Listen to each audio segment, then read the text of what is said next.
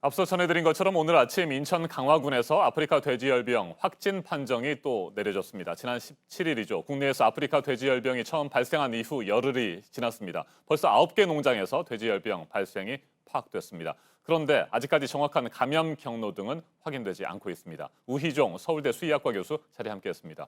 어서 오십시오. 네, 안녕하십니까. 네, 그만 좀 번졌으면 좋겠는데 오늘 아침에 또다시 확진 판정이 내려졌어요. 그렇죠. 네, 아마 지금 강화에서 발생한 것은 충분히 예상할 수 있었던 상황이고요. 그리고 어제 양주에서 두 군데 의심 사례가 있었는데 네. 다행히 이제 그 두 곳은 음성으로 판정됐고요. 네. 다른 지역과 달리 강화군의 지역적인 특성이 좀 있잖아요. 그렇죠. 그 지역에서 계속해서 발생하는 이유는 뭘까요? 네, 저는 이 발생 초기부터 제가 가설은 발생 첫 농장도 굉장히 여러 번에서 이제 정부의 지침을 지킨 농장인데요. 네.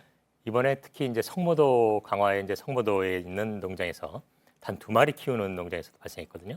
그것을 다 설명하려면은 그 당시 즉 태풍 링링이 지나가면서 그 태풍의 북반구에서는 이제 보니까는 이게 이 반시계 방향으로 돌더라고요. 네. 그러면 오염된 북한 지역에 여러 가지 질병 관련 물질이 태풍에 의해서 빗방울에 의해서 넓은 태풍 경로에 떨어질 수 있거든요. 그 점에서 보면은 강화는 아주 철저하게 해당 지역에 포함됩니다.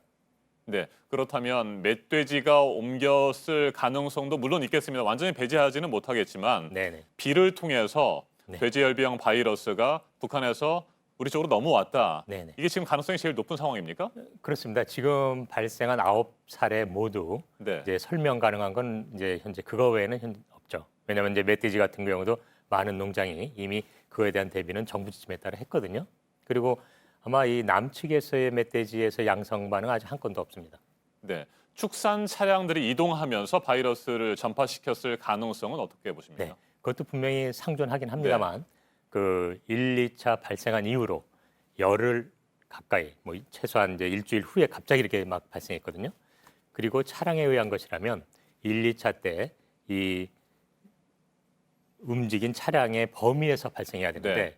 그때는 이미 경북까지도 간 차량이 있었습니다. 그런데 지금 변경 지역 외에는 아직 양성 사례가 없기 때문에 이미 충분한 또 시간이 지났고 아직은 그런 차량에 의한 방역의 어떤 부실에 의한 지점은 찾아보기 어렵습니다. 네, 그런데 교수님, 방역 과정에선 확인을 해봐야 되겠습니다만 축산 차량에 의해서 전염이 되는 거라면 방역을 더욱 철저히 하면 막을 수 있을 텐데 네. 이게 아니고 비를 통해서 바이러스가 전파되는 상황이었다고 한다면 네. 이거 속수무책 아닙니까?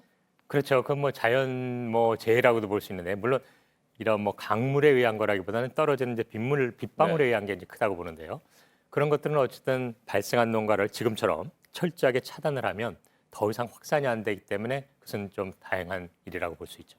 네, 그렇다면 현재 경기도 그다음에 인천 강화를 중심으로 해서 돼지 열병이 퍼지고 있는 상황인데 그 밑에 지역으로까지는 비를 통해서 내려가지 않았다 이렇게 봐도 되는 네네. 겁니까? 점점 그건 이 태풍의 영향권에서 점점 멀어지기 때문에 그것은 이제 가능성은 낮아진다고 보고요. 그래서 지금 이제 정부나 저 역시 우려하는 것은 그러한 변경 지역의 범위가 이제 예를 들어서 차량이라든지 이런 거에 의해서 더 남쪽에서 발생했을 때는 이거는 이제 좀 전국 확산의 가능성을 충분히 생각해야 되겠습니다. 네, 지난번에도 교수님께서 설명을 해주셨습니다만 이 바이러스가 굉장히 강해서 수개월, 수년 동안도 살아남을 수 있는 상태라고 하셨잖아요. 예. 그렇다고 한다면 현재 인천하고 경기 지역 발생 농가를 중심으로 철저하게 방역을 해서 이게 퍼지지 않도록 하는 방법밖에 없는 상황이에요. 네, 그렇습니다. 네. 그래서 이 질병의 특징은 접촉에 의한 거니까 기본적으로 오염 물질을 접촉하지 않도록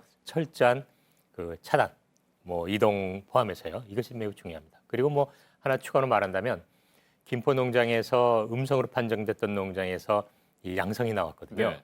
그것은 아무리 농장의 모든 돼지를 몇백 마리, 몇천 마리 저수하면 제일 이상적이긴 합니다만 그러한 표본 조사뿐이 할 수 없다면 국제 기준에서 정한 숫자 이상으로 이 비율을 훨씬 높여서 이 농장을 확인하는 것이 필요할 것 같습니다. 네, 돼지열병이 북한 지역에서는 그렇다면 광범위하게 퍼졌다고 보십니까? 네, 그럼요. 이 북한의 방역 상태는 건 저희가 뭐 충분히 이미 알고 있고요. 또 이런 진단할 수 있는 첨단 기기는 전혀 없거든요.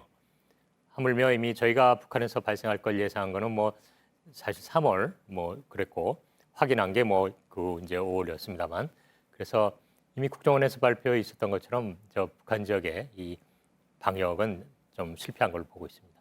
네.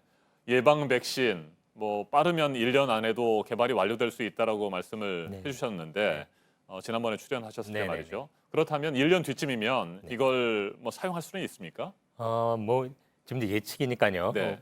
그러한 어떤 마지막 단계에 있는 백신 상용화 된다면 그것은 충분히 아마 권장할 거라고 생각합니다. 이 치사율이 꽤 높기 때문에. 네.